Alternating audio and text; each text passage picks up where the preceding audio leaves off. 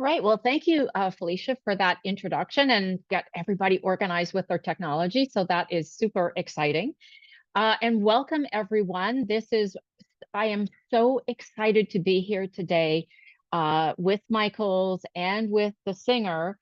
Uh, and we're going to talk about decorative stitches. Now, the Singer SE, I have to look back, 9180 that I'm going to be chatting about today is actually a sewing and an embroidery machine. It is a phenomenal little machine, and I'm absolutely loving it. And just before I get into the decorative stitches, I just wanted to share with you just a couple of things with embroidery that I did. And so this is one of the images that's built into the embroidery machine. I'm not sure how many are in there. And then I also, because it is a Wi-Fi enabled machine, I went right into the My Sewnet library and I found this little design from the Sesame Street. And so I stitched that out as well. So I'm like, oh, it's great. But what we are going to talk about today is the decorative stitches and what the functionality of this machine is capable of doing, and then we're going to look at giving you lots of tips on how to get your decorative stitches perfect. And then I'm going to give you some inspiration as well. So if you have any questions, Bethany is there to help. Felicia is there to help as well. And so we're going to get started. All right. So what I wanted to do is I'm going to pop over and we're going to look at the screen because I want to go through the functions because it's really amazing the functionality that we have of this particular machine. So we're just going to switch over here to this camera. Okay, so here we are. So here's a Singer SE 9180. And so I brought up the screen here. So we are in sewing only mode. You can see behind the sewing machine there, that's the embroidery unit that I just tucked off to the side. So I actually have the extension or the accessory table on here. There is an extension table that you can get for the SE 9180. I don't have it, so I'm just using the accessory box that's here. So first off, let's have a look at some of these functionalities here. So there is a speed control. So if you find that when you're working with some of the decorative stitches and that's going a little bit too fast for you, you've got a slider button so you can just turn that down. Scissors. So yes, there is a pair of scissors on or a snips that will cut your threads. And I can access them here or I can access them right there on the screen. So I have them in two different locations. Next to that, there's a needle down. Absolutely adore this feature for any kind of, not just decorative stitching, but anything. Fabulous. We have a reverse, and then we have our stop start, which we're going to talk about in a second when we get into actual stitching. It's super easy to thread. There is a needle threader on the left-hand side there. Super easy to do the threading. But let's go in and have a look at this screen and some of what we have in here. So we have 5 menus across the top. The first one is your utility stitches, including your stitches that most people would equate with doing applique. So you've got your blanket stitch, you've got or sometimes people call it a buttonhole stitch. You've got your satin stitches and so on, and zigzags and all that sort of stuff. So there is a total of let me think, there's about 60 stitches, I think, in this particular menu, and it's easy enough to just travel between them by going forward and backward on those arrows. You have a buttonhole menu, so there are 8 different buttonholes in there. We have text or fonts, and we have this last menu for your favorites, but we're going to spend time today in menu number 2, and there is a total of 188 stitches in this menu, which is fabulous. I had so much fun going back and forth just trying to find different stitches and what I could do with them and combine them and so on. So there is a huge variety of stitches in there. All right. Now, what we're going to do, oh yes, let's have a look at, we're going to pick one of these, and let's just pick this first one just for the sake. Down here, we have our controls for that particular stitch. So this would be our width. Now, the SE 9180 is a 7mm machine. So that means that our stitches can be a maximum of 7mm, which is a really nice width for some of the decorative elements. The default of this particular one is 6 millimeters. And to go up or down, I'm simply touching those appropriate buttons. And you'll notice what happened when the default for this particular stitch is 6.0. And we can see that the little box around it is white. The minute that I go outside of the default, it changes color. So whether I'm going above or below, it will change color. Easy enough for me to get back to the default by just identifying when it falls into the box that's white. This is the length. So right now the default for this particular stitch is 0.8 millimeters. And again, same thing. The minute that I walk out of that or move out of that default, it's going to change color. So it's easy enough to get back into the default range. And over here on the extreme right is what we would call the stitch position. Now this is going to allow the stitch to move within that 7 millimeter width. Now, if the stitch itself is 7 millimeters, so I'm making that stitch 7 millimeters right now, I cannot, you see how it's beeping? I cannot move that stitch left or right because it's already at the maximum for that particular stitch width of the machine. If I bring this down to 6 millimeters, now I'm able to move, and you can see what's happening on the screen here. It is moving that stitch ever so slightly to the, in this case, the right, or I can move it slightly to the left. And I get a little minus sign when I do that. So this, if I want to use some part of the foot as a guide, or if I need to just move it over in what I'm doing, that allows me the stitch position to change that. So that is really exciting to see all of those features. It means that I can do pretty much anything that I want here and play around with those stitches. Okay.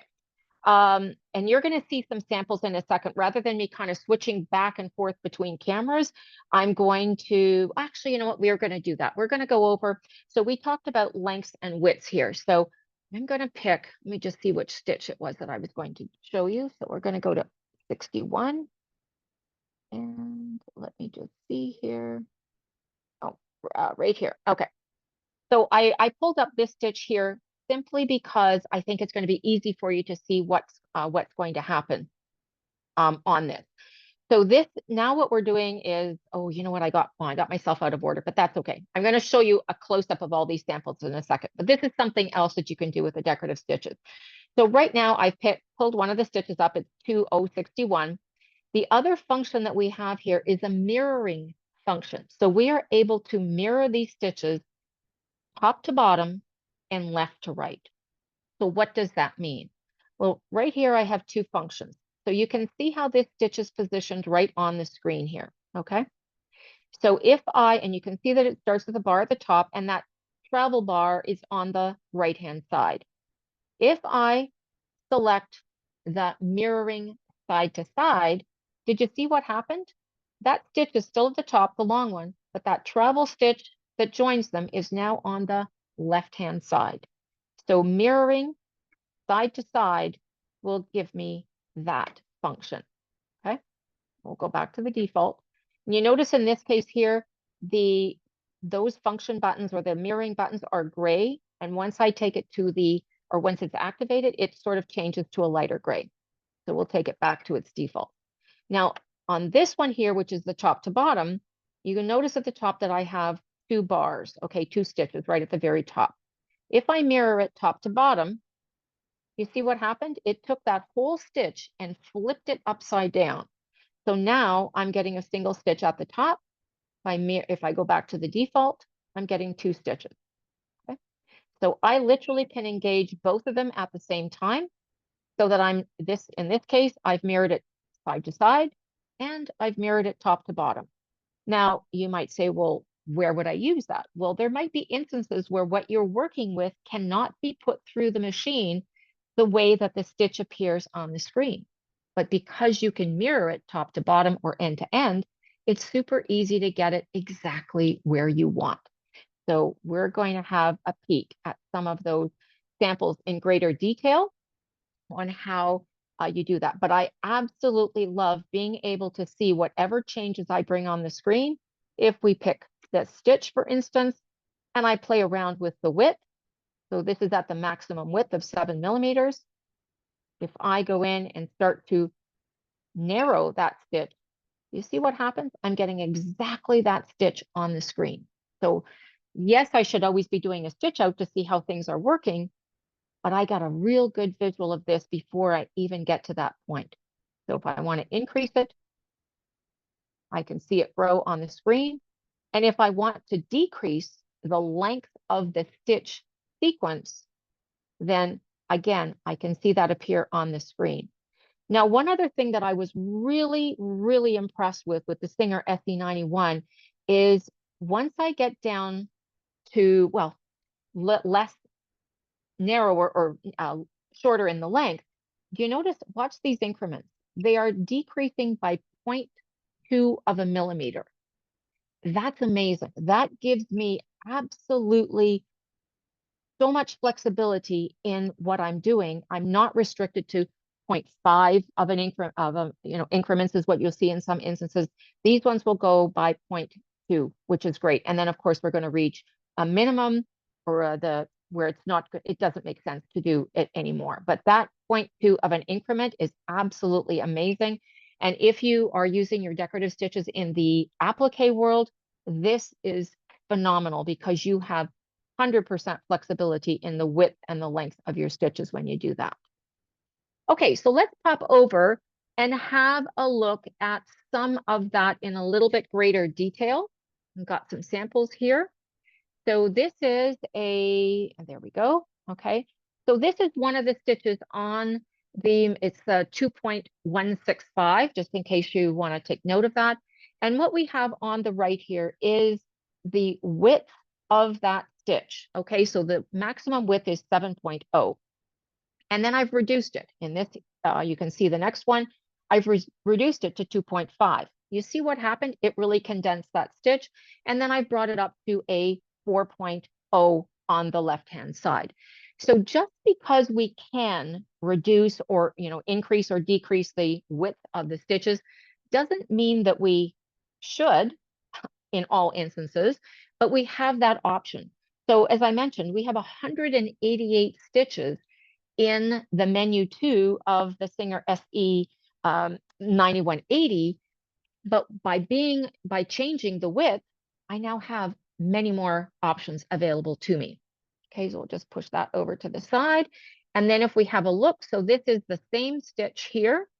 Okay, so again, this example right here is the maximum width and the default length.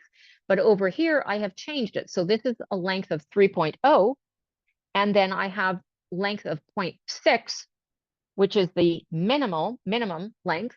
So it's pretty tight. And then the maximum length of that one is at 5. So you can play around with the length and the width and get some completely different stitches than what you would normally. So 188 is way more than 188 stitches.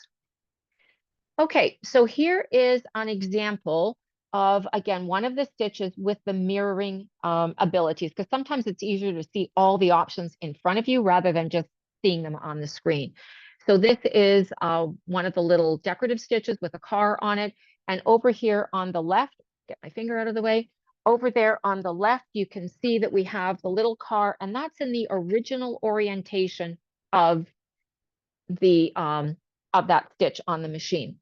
When I look at the next one, I have mirrored that one side to side. So you can see the cars are going in the opposite direction, but they're still going, this car is still going up. Then over here in the next one, I have mirrored it top to bottom. So the car is going in the opposite direction. And the final option here is I have mirrored it side to side and also top to bottom. So the car is facing in the opposite direction from the original one, and it's also going in the opposite direction. So there is loads of options. And then don't forget that each one of those can be changed as far as the width and the length of them. So tons and tons of options that you can do in there. Okay, now one of the things I wanted to share with you as well is and if anyone has printed out the sheet that was on the website on this for the sign up page. I'm going a little bit out of order, but you know what, we're going to cover all of the information. So if you are doing applique, okay, a lot of times what happened with older machines in the past, the only option that we had for applique, or the most common one, was to take your zigzag stitch and shrink it down, you know, reduce the stitch length so that it would give you some kind of coverage. Well, now we don't have to do that anymore because the machines like the SE90 has a built-in satin stitch. So, well, isn't a satin stitch just a small or shortened zigzag? It is not. So over here in this middle, this is my zigzag stitch. This is one of the zigzag stitches. There are triple and so on zigzag stitches, but this is just the ordinary zigzag stitch. And you'll notice what's happening here is that all of the stitches are going diagonally. So the stitch is going to the right diagonally, then it's going to the left diagonally, and then to the right, and so on. Those are all diagonal. And when I shrink that up, or I shorten the stitch length as tight as I can, which is 0.6 of a millimeter, I still have quite a bit of open space along that. So if I were using that to do applique, not going to give me what I really want. Over here, this is the satin stitch, and I guess it's a little bit hard to see. I should have opened it up a little bit more. But what happens is the top stitch is straight, and then the travel stitch is on a diagonal, and then it's straight, and then it's on a diagonal, and straight and on a diagonal. When I tighten that up to 0.6 or shorten the stitch length to 0.6, this is the kind of coverage that I get. So this is the difference between what you would get with the zigzag stitch versus the satin stitch. So both are good. They're just used in different applications. But if I'm doing any kind of applique, I would want to be doing this. Or if I'm doing a decorative stitch, I want a nice coverage in that area. Okay. So that's just what the difference of that is. It is really important to know that, because a lot of times people just, you know, they're so used to using a zigzag on their old machine, they don't even know that they have satin stitches in there. So we do. So we should make sure we use them. All right, let's talk a little bit about stabilizer, because that's really something that's critical when you are working with decorative stitches, especially when you go wide. Now, both of these samples were just stitched on cotton, a solid cotton, not a print. They are both, I believe, 7 millimeters wide, and I don't know if, I guess you can actually see it more with the zigzag stitch here, but look how much that pulled it in. There is all kinds of nasty tucks and everything, and that's not going to make our decorative stitches look very pretty. Okay, same thing over here. You can see how much it's pulling, and that's not what we want. So if we take, and I'll just move those over to the side there. If we take, and we'll zoom out just a wee bit. Okay, so those are the same stitches, but this time there is a piece of stabilizer underneath them. And you see how much nicer those stitches are, even this 7 millimeter wide zigzag, which can really pull the fabric in, as we see over here. It's absolutely flat when we have put the stabilizer in behind. So always, always, always, when you're working with decorative stitches, you have to use a stabilizer. You just have to, okay? Otherwise, you're going to get something like this. How would you iron that? If you were putting it on quilt blocks, how would you size it? It's going to pull the size in and so on. So you need to have some stabilizer in there. Okay. Now, the stabilizer that I have used is just a tearaway stabilizer. So it's just literally sitting on the back of my fabric, and it will be a little bit challenging for me to pull some of that stabilizer off the back. I haven't played a lot with the tension when I did this sample. So, but what you can do is that you could always take a pair of scissors and just, you know, there's just, they're not really applique scissors, but that would be enough. And just literally, you're going to turn this over onto the back, give it a little fold like so, crease, and then you can just carefully cut off that excess stabilizer. I would not be pulling that kind of stabilizer away because it's going to actually try to damage the stitches, okay? So I will literally just cut it away.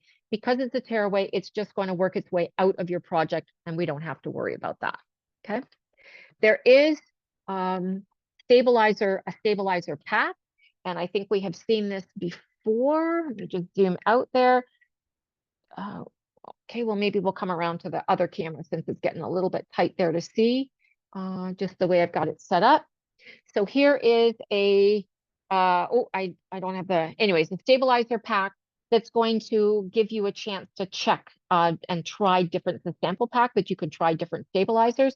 So that would be something that you want to get your hands on, or if not, you can go and get some tearaway stabilizer that will work for sure. You absolutely need the stabilizer. I'm not going to spend a whole lot of time on stabilizer because, you know, there's a lot of different kinds. The tearaway will work for most of what you're doing. But I wanted to just show you one other instance, what happened when I was working. So this was another sample that I was putting together. And the stitch that I chose here was a fairly dense stitch. Okay. The width was 7. And I have a tearaway stabilizer underneath here. But I don't know if you can see it very well on the camera, but you can see how those stitches started to pull. Okay. And that was not acceptable for my project. So I redid them using a stabilizer that fused onto the back. So a fusible tearaway, then that prevented that from happening. And I do have that sample here. Let me just pull that out so we can have a peek. And so there we go. There is that same dense stitch, but this time I have used a fusible stabilizer on the back, and that prevented everything from moving. Okay, so that was really, really good. So if your stabilizer doesn't work the first time, maybe you don't have the right one and you want to play around with it and see what you can come up with. This also is an example. You saw this in the picture, advertising the class today. And so this is a piece of solid red fabric, and I've literally created a plaid by using 2 different decorative stitches. I'm going to show you how we're going to mark this in a little bit, but you know, you can create anything. So if you want to create your own fabrics and you have let's say you have a lot of solids and you just, you know, you want to use it up, you can decorate it and make whatever you'd like out of it. So that works really, really well. All right, and just really quickly, because again, we could talk about thread all day, and I just want to identify to you that there are different thread weights out there, and the type of thread that I like to use myself, I will use the same type of thread that I'm using for machine embroidery. Okay, so this is just a rayon thread. You can use polyester thread as well. This happens to be a 40 weight thread, and a lot of people are not sure where that, you know, where that's indicated, but it's usually on the spool. So you can, oh, you can't really see that very well on the camera, but there is a 40 weight right here that tells you it's 40 weight. And then this one is a 30 weight. I can just tell by the red writing on it, but it says down here, we've got a 30 on there. So those are the type of threads that I like to use for the decorative stitching on the top. And then you have the thinner threads that you're going to use in the bobbin. So these are, again, I would be looking at what I would do with machine embroidery, and I would like a 60 weight or thinner thread in the bobbin so that I don't get a lot of buildup. Okay. And if you are looking, because you will absolutely need this, and I do not see it right here, but there you can purchase extra packs of bobbins. Here are some already pre-wound bobbins, and somewhere on my table here, I do have a pack of bobbins that you empty bobbins, so that if you want to wind bobbins, you can get those as well. So I had them here, but they have washed. All right, now let's have a talk about the feet. Okay. The other thing, and I'll try to point it out to you when we get back to the screen of the machine. But there is a picture. Not only will you see a picture of the stitch on the screen, but it will also identify what foot you should be using. And so here we have an A foot and we have a B foot. And from the top, from what you're seeing, they look identical. Okay. However, when we flip them over to the other side, you will see that they are not. Okay. This is the A foot, which is flat on the bottom. And this is the B foot, which has a channel or a gap underneath. There is, because we are using a thicker thread when we do decorative stitching, and some of the stitches will have multiple passes over top, like a candle wicking type stitch. you need that extra space to prevent jamming or having everything, clog up. So decorative stitching, you want to use your B foot, okay? Not your A foot. You want to be using this one. And you can also get, and this one's going to be really hard to see. Let me just show you the packaging first. So this is an additional foot that you can get. This is an optional accessory, and it's called the clear open toe foot. And this foot this is what it looks like in real life, okay?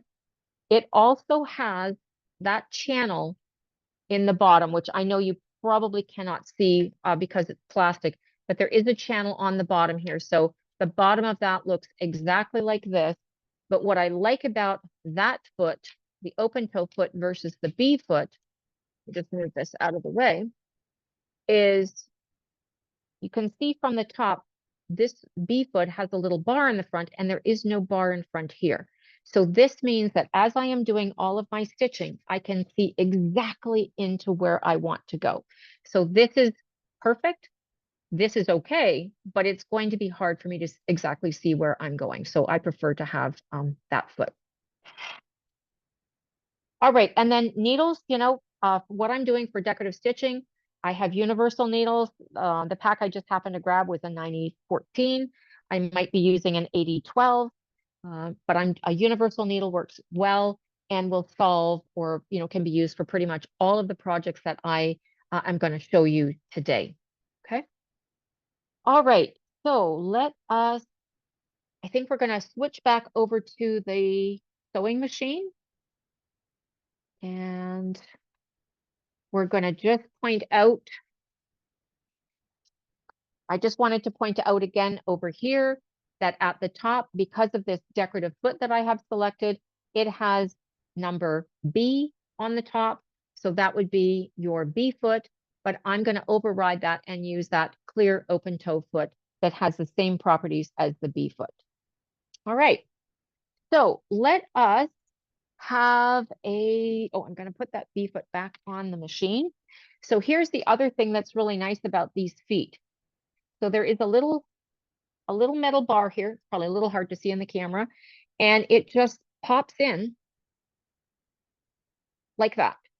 Okay, if I want to remove it, I'm just popping it out, but it's super easy to put on to the machine. And I'm sorry, my hands are in the way, but there we go. So now it's as easy as that to stitch out.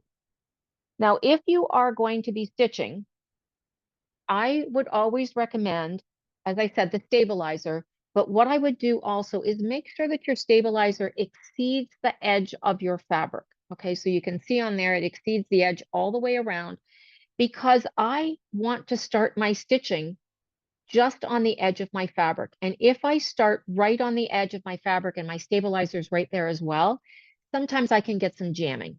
So I like to have just a little bit of extra stabilizer. I will always go in and trim off the excess that I don't need, including around the edges. So I like to start that off. The other thing that I like to do, and I'm just going to move around here, is I like to, as I'm starting, I will take the bobbin thread and the top thread, and I will hold them in my hand. Now, that's if I'm starting at the edge of the fabric. Now, if I happen to be starting in the center, then what I will do is I'm going to lower the presser foot. Sorry, okay, and then I'm going to hold this thread in my left hand directly out from the needle. And then using the flywheel, or I could use my needle up, needle down, I'm going to pull that bobbin thread up like so. Okay. So I don't know if, and I might have to just lift up the presser foot because it's got everything clamped down, use my scissors, and then I can put my presser foot down and I'm ready to start stitching. Okay. So very important to keep tabs on the tails of the thread, both the bobbin and the top thread. Now, if you have used your scissors, that bobbin thread is going to be a lot shorter, so you don't really have to worry about it so much, but I still like to keep tabs on everything. Now, when I go to start stitching, I have two choices. I can just touch my stop start, or I can use the foot pedal. And in this instance, I'm going to use the stop start. It's going to do a tie off, and then it's going to start to stitch. And so all I have to do is just literally be guiding the fabric. Now I used the stop start to stop it, but this time I am going to use my foot pedal. And this is something that is absolutely brilliant. I'm stitching away, and maybe I've got both hands on my work and I need to stop. Well, I just touched the foot pedal and it stopped. So this is a great feature. Make sure that you use that, so then you don't have to come up and touch that button. And we're just going to touch to get to the end here, because I might want to be keeping my fabric nice and smooth. I don't want it to be, bulging up or going in the wrong place or anything like that. So I will do that. And when it gets to the end, then I can just use the foot pedal, take the needle up and pull it out, or I can use the scissors. I'm just so used to using manual scissors that I tend to forget about the scissors on the machine. And there I have a nice row of stitching. You can see that both of my threads are here on the top. I can just trim those away, and then I'm ready to go and do the next line of stitching. So super, super easy to operate, and absolutely love it. And the one thing, we are just going to pop over into the screen again to, this is the settings menu. And here is your tie off. So if you want to have a tie off that's going to knot your threads, we just have to make sure that that is engaged, and it does it. So it's a great little feature to have. Okay. Now here is, what are we going to, oh, you know what? I think we're going to have a look at some samples, and then we're going to, oh no, we're going to do this first. Okay. We're going to switch cameras just so that I can show you a little bit better what is going on here. Okay, we'll just move over back to this one. Okay, here we go. So here is an example of a leaf. And that is the flower that I had done applique with. Because here's the one thing that I'm going to tell you about. I'm not focusing on applique today. It's what you can do with decorative stitches, and we're going to get there in a second. But these are decorative stitches that I have used for applique. So yes, you can use them. Well, you can use them in any instance that you want. And so what I've done here is I've used sort of like a fly stitch to go around this leaf. Now, I started here, went up to the top, and came back down. But you will notice that these little prongs of the fly stitch are all going in the same direction. They're all pointing up to the top. How did I do that? Well, I could have started here, got to the top, stopped, cut the thread, came back down here, started again, and moved up to the top. But that takes time, and it's extra thread to tie off and so on. So what I did was I started here with my tie off, came up to the top. When I got to the top of the petal or the leaf, I simply mirrored that stitch top to bottom so that it changed direction and then came back down the other side. So that is something that you can play around with your stitches, is you don't have to stop to use that side to side or the mirror to mirror function that we talked about earlier. I literally can go up, touch the mirror, top to bottom, side to side, whichever is appropriate, and then come back down the other side. So that's pretty cool to be able to do that. All right. Okay, so let's have a look at some samples and kind of explain to you what I did with them. And if you have any questions, don't forget you can ask the questions. So we have, here is, and some of this, I might have to zoom out a little bit or we'll go to the other camera. So this is a zippered pouch. Okay. The quilting, so I did a little bit of quilting on this, but guess what? I can also quilt with my decorative stitches. So this is just like a serpentine stitch. I think there are 2 of them in menu 2. You can play with the length and the width of them. And then guess what? You can use them as a quilting stitch. Okay. Now, when I make my zippered pouches, what I like to do is I would take the top fabric, I place a fusible fleece on the wrong side of it, and then I would quilt that, and then I put a full lining in them so that that quilting doesn't go through all layers.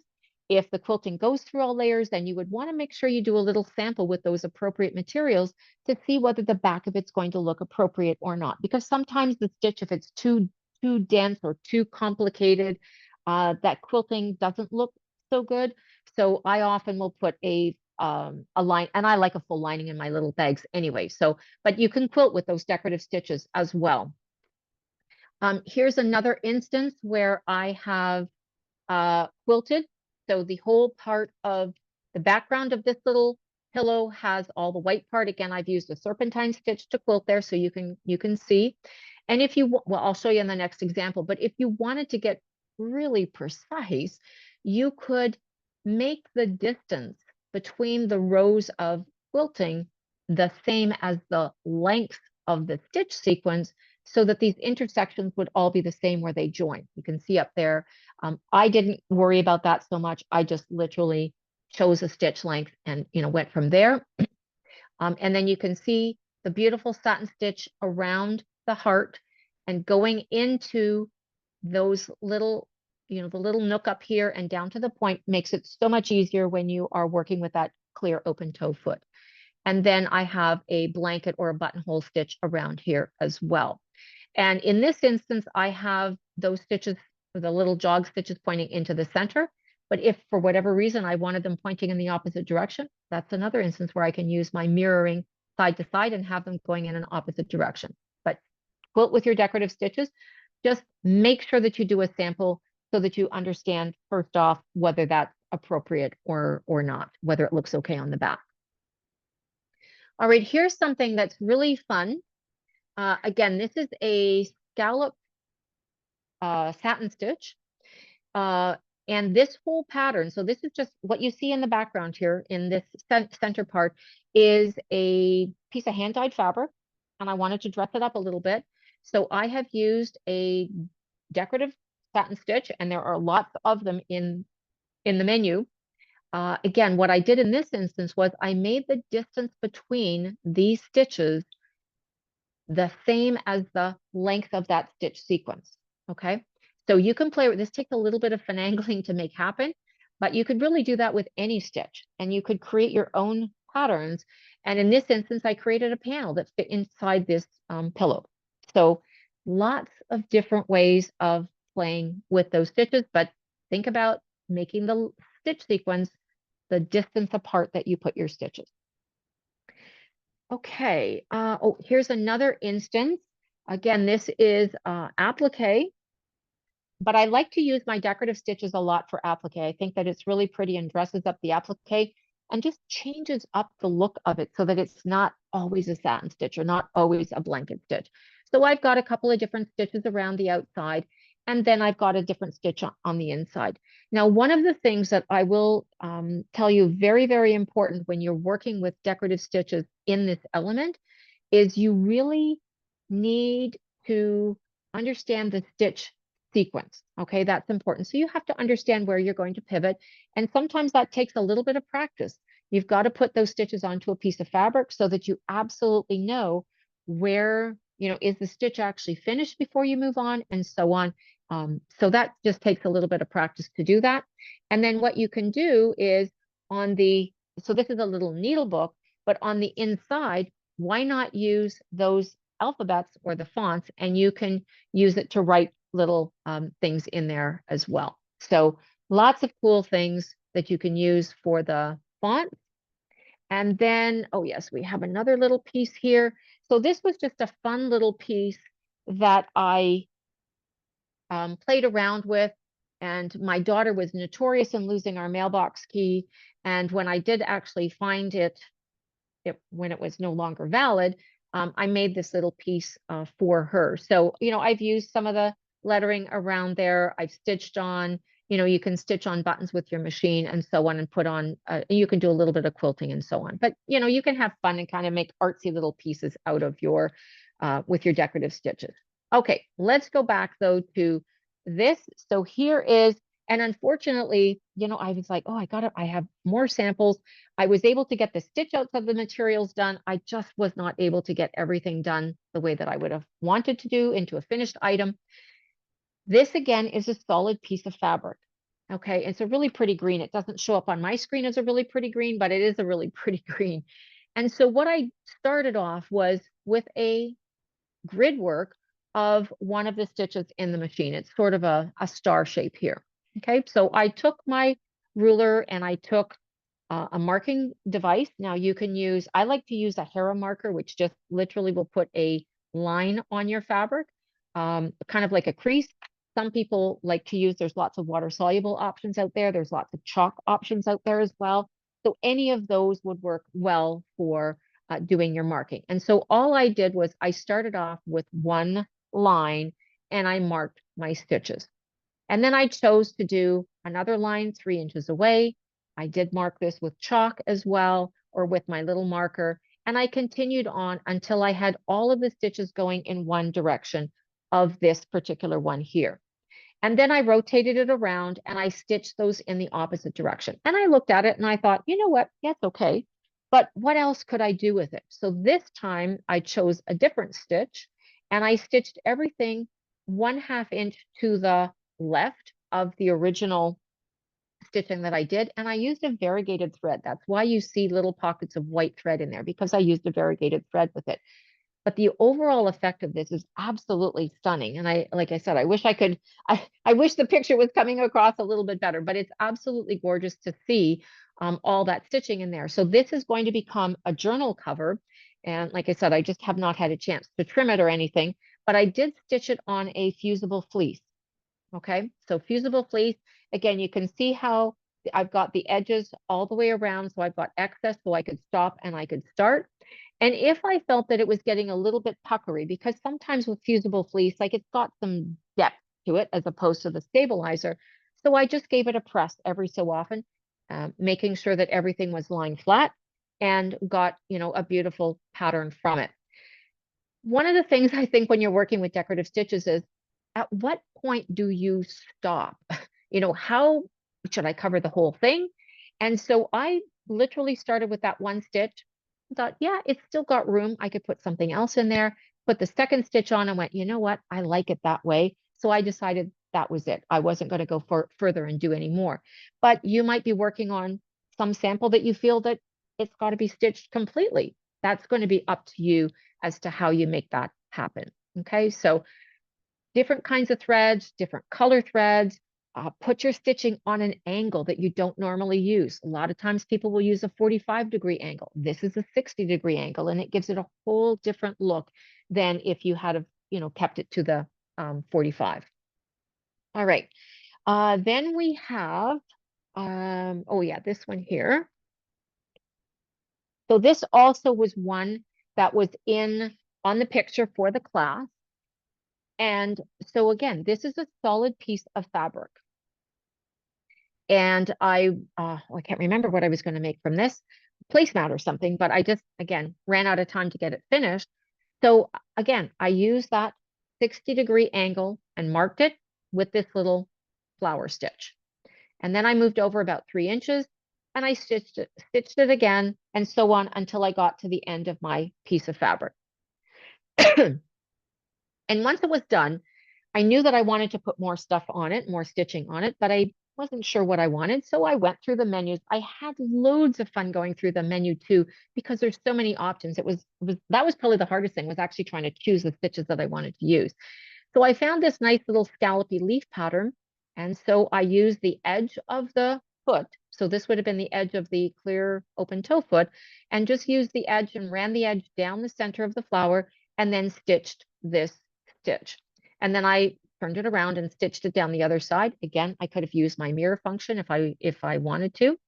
I did not take the trouble to make sure that these were lined up, because your eye is going to fill that in and you're getting that little scallop on both sides of the flower. So there was no need to do that. And the overall effect is it's gorgeous.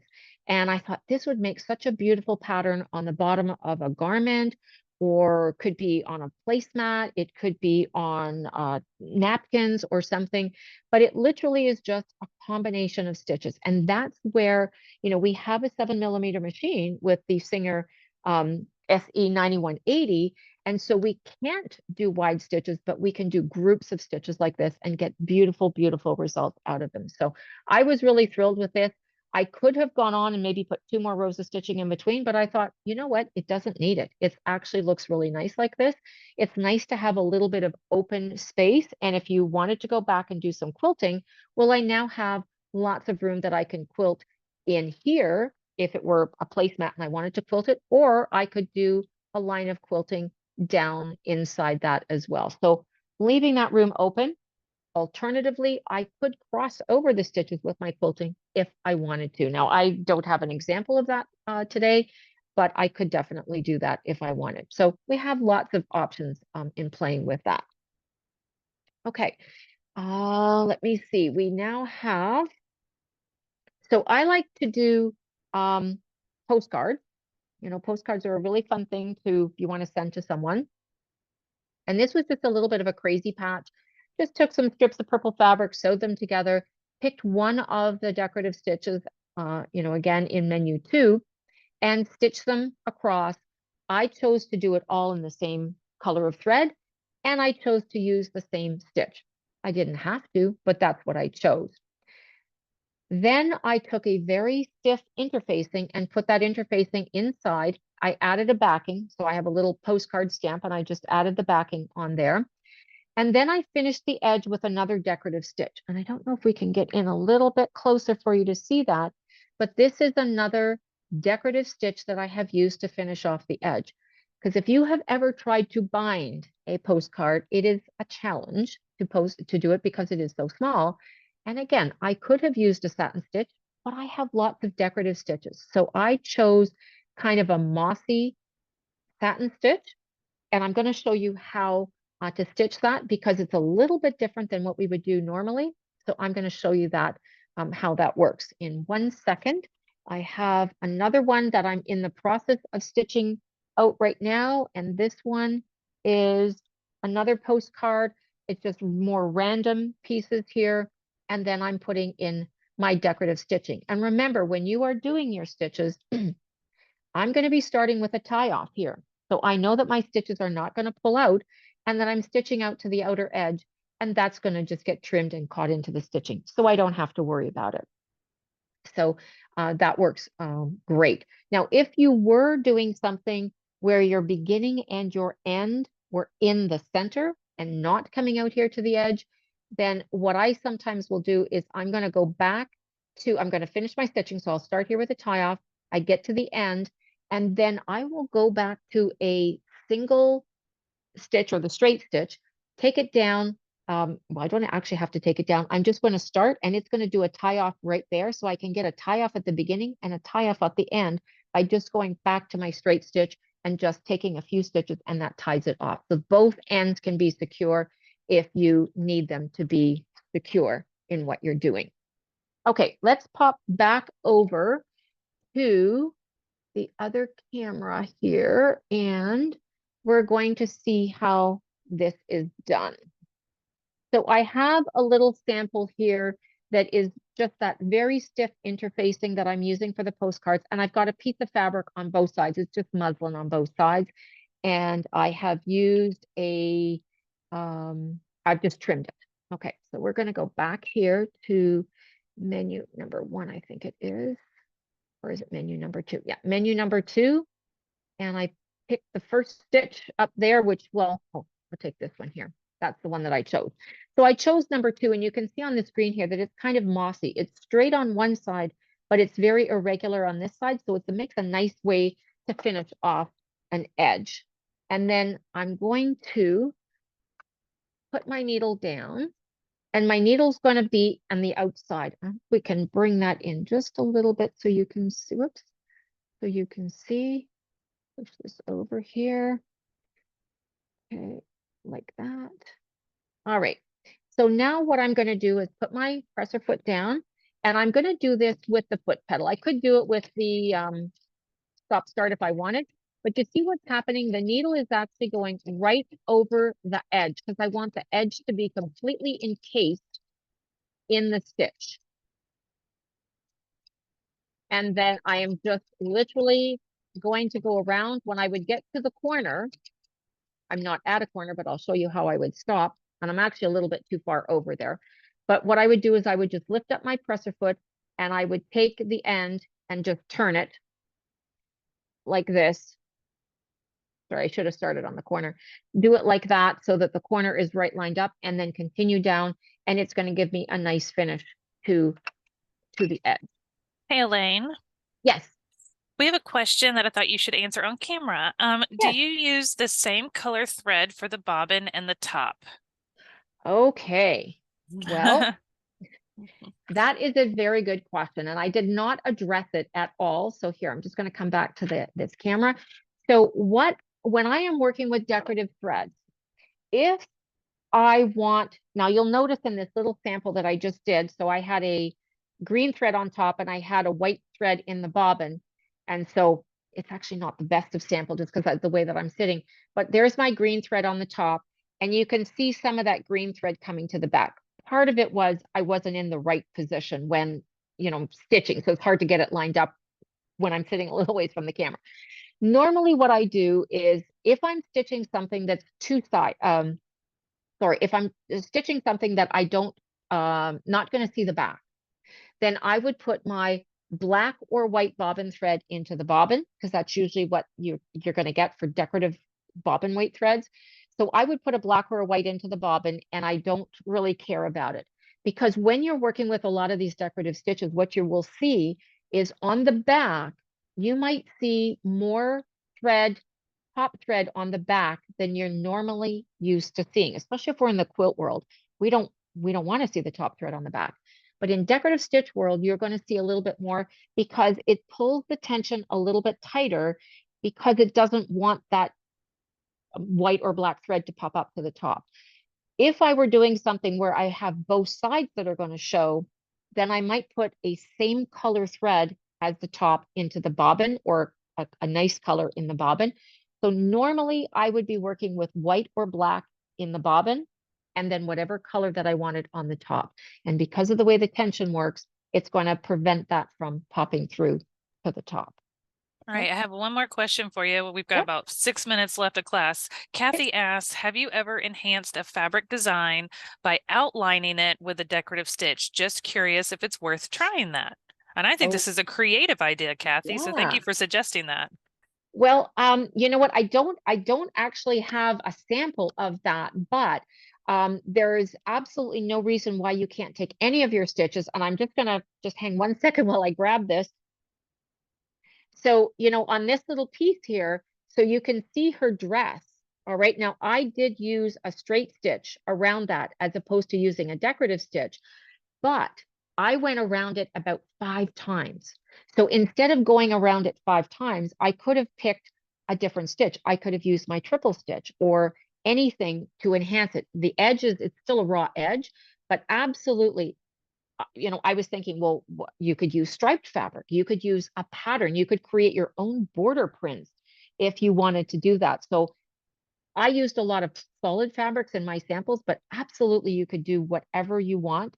Um, and I always can't say this enough, test, because you need to see what that stitch is going to look like before you actually get to it. And you want to make sure, do I have the right stabilizer with it, and so on. So that's something that's really, really important to test for sure. Okay, I know we're running out of time. I just have a couple of two other samples for sure that I want to make sure I get in here. So I'm gonna hop back to this other camera, because I know that a lot of us in this world of crafting are not, sorry, let me just get the sample here. We are not just sewers. All right. So this is what we call a junk journal. Let me zoom out here, junk journal. And so what I've done is I have actually attached, well, I guess it's actually on this page here. I have just done some stitching, decorative stitching along. So this is paper.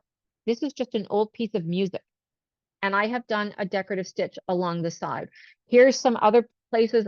In this instance, I've just used the straight stitch, but here I have stitched down again a little piece of from a pattern, and used a decorative stitch to stitch that in place. So, you can use your decorative stitches in a lot of different ways.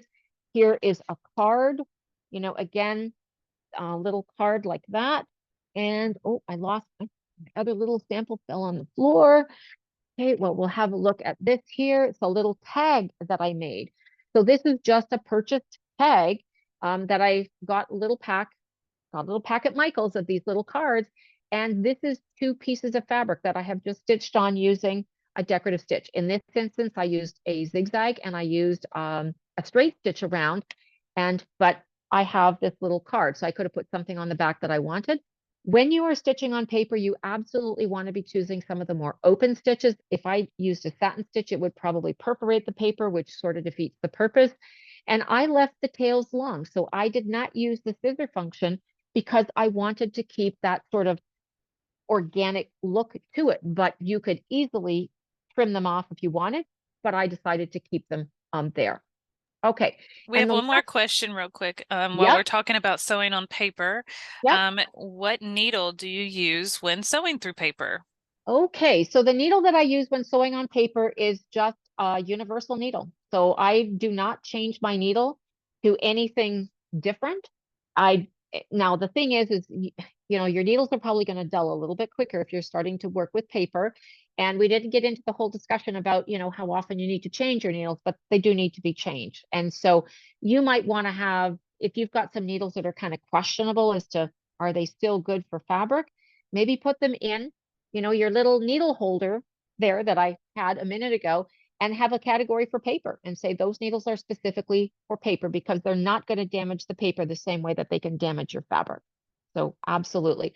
Stitching on paper though, I love it. It just adds a whole different interest to a lot of stuff that we're doing. So and we know where we can buy lots of that crafty paper, I tell you. So okay, one last thing that I wanted to show you. Decorative stitches. Why not dress up some of your garments? Okay, so I have a little pair of shorts here. And so what I did is, and I'll switch to the other camera just because it's easier than me holding it up in front of my face. Okay, so here's a little pair of shorts. And so what I did was I have stitched on the bottom of the leg. Okay, so you notice on this side, there's no stitching. I haven't stitched that yet, but I did stitch over here.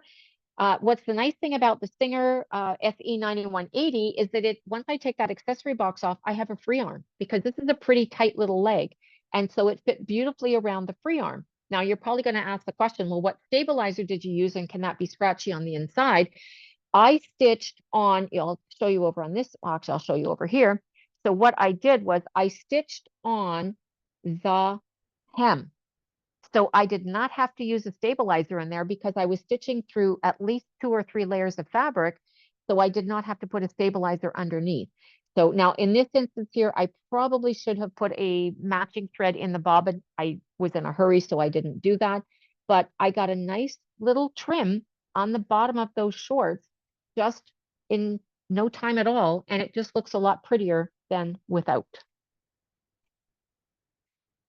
All right. Um, I think that covers, oh, here, I did find the packaging for the extra bobbins. So if you want extra bobbins, you can get those extra bobbins as well, because it's always good to have lots of bobbins around. But I think that kind of I covers it. think we're caught up with our questions.